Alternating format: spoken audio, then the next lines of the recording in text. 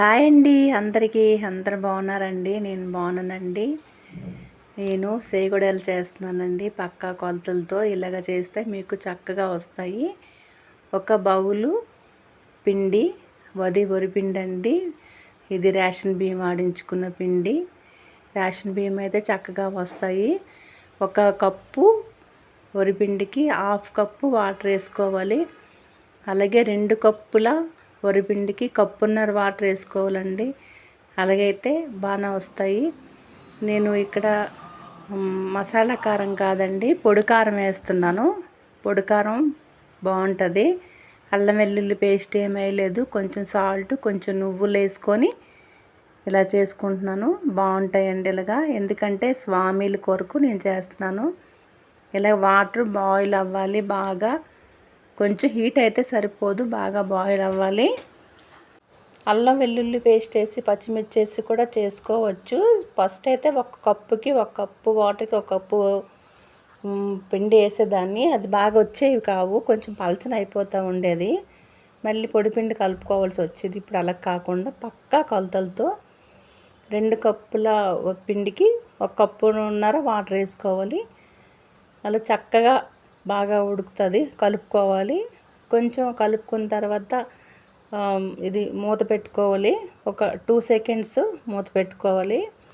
మామూలుగా అయితే నేను ఎప్పుడు పచ్చిమిర్చి, అల్లం వెల్లుల్లి పేస్ట్ వేసి చేస్తాను. అది చాలా టేస్ట్గా ఉంటాయి, ట్రై చేయవచ్చు. కాకపోతే ఇప్పుడు అల్లం వెల్లుల్లి పేస్ట్తో వెల్లుల్లి వాడకూడదు. స్వామిల కొరకు ఆర్డర్ చెప్పారనమాట స్నాక్స్. ఇక్కడ ఇలాగా కొంతమంది మా లైన్లో స్వామిలకి వేసుకున్నారు. వాళ్ళకి అలవాటు అనమాట. మడిగా చేసాము ఇది నేను బాగానే వాళ్ళ కోసం. ఇక్కడ అందరూ ఫేమస్ అనమాట, అడుగుతూ ఉంటారు. వాళ్ళ కోసం ఇలా పచ్చి అల్లం వెల్లుల్లి పేస్ట్ వేయకుండా ఇలాగ పొడి కారంతో చేశానండి. ఇవ్వండి మూత తీసిన తర్వాత ఇలాగా చూసుకుంటే ఈ విధంగా ఉండాలి. ఇవ్వండి ముద్ద ఇలాగా పట్టుకుంటే మెత్తగా ఉండాలి. పిండి రైస్ కడుక్కొని ఎండబెట్టుకున్నా పర్లేదు, లేకపోతే గుడ్డతోని తుడిసేసి ఎండబెట్టుకొని ఆరబెట్టుకోవచ్చు. బాగానే ఉంటాయి. బాగా గుల్లగా వస్తాయండి. ఇగోండి ఇలా కలుపుకొని ఇలాగా ఒకటి వండలు చేసుకొని రెడీ ఉంచుకొని పాముకోవాలి. అన్నీ ఈక్వల్గా.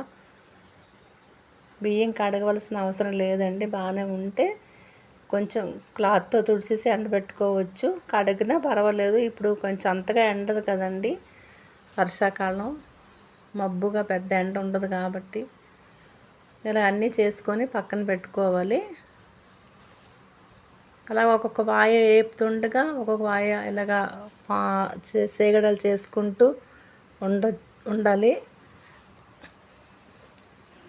ఈ గుండెలుగా వేసుకొని నేను ఈ క్వాలిటీ కొంచెమే చేశానండి.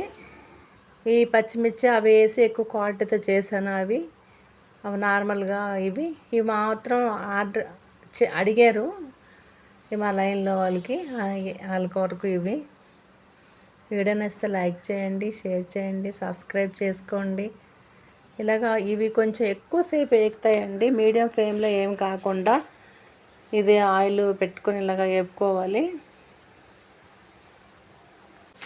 ఇలాగ బాగా వేపుకోవాలి, మంట ఎక్కువ పెట్టి. ఎప్పుడు సేగొడలు మరిగే వాటర్ బాగా మరగపెట్టుకోవాలి, బాయిల్ చేసుకోవాలి. మరి గోరువెచ్చగా పనికిరాదు. ఇలాగ అన్నీ వేపుకోవాలి ఒక్కొక్కటి.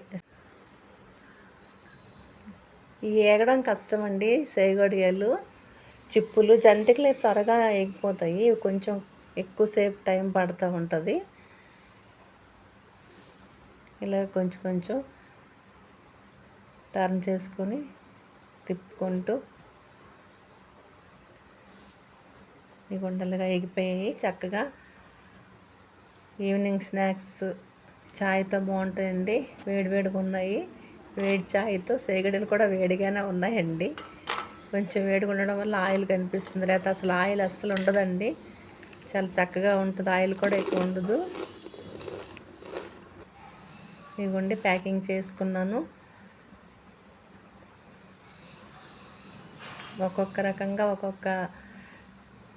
ఎన్ని వెరైటీస్ అయినా చేసుకోవచ్చు సేగడియాల్లో. ఓకే, బాయ్ అండి, థ్యాంక్ యూ అండి.